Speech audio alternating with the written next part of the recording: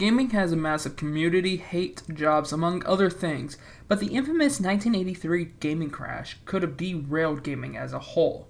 Though the gaming crash was a crucial and critical point in gaming history, which could have killed gaming before the start of the 21st century, had a long-lasting impact for the next few decades to come. But what if the gaming crash never happened? Could gaming be completely different, or would it still be the same as it is today? In this video, I will make a hypothetical and educated alternate world where the 1983 gaming crash never happened.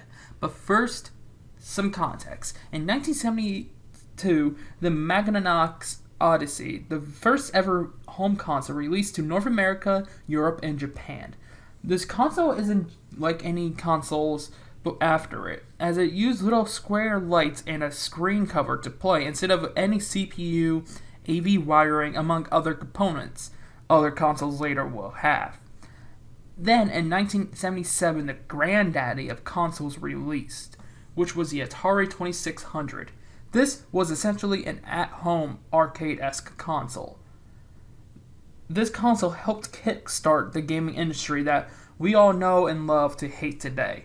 Until 1983, everything went well, but Wikipedia helps sums it up in the first paragraph, which reads, "The video game crash of 1983, known as the Atari shock in Japan, was a large-scale recession in the gaming industry that occurred from 1983 to 1985, primarily in the United States. The crash was attributed to several factors, including market saturation in the number of game consoles and available games, and wanting interest in console games in favor of personal computers. Revenues peaked at $3.2 billion in 1983, then fell to around $100 million by 1985, a drop of almost 97%.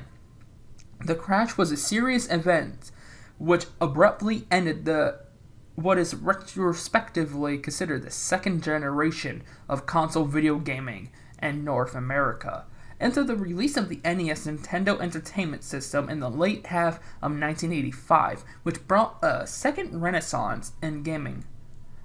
But with all that out of the way, let's get into the gaming crash never happening.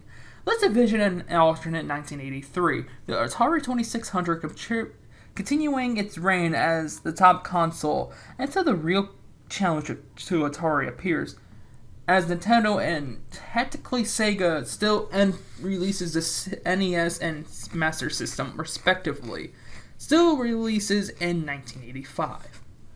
This will bring the first console war with three major companies, Sega technically, Nintendo, and Atari.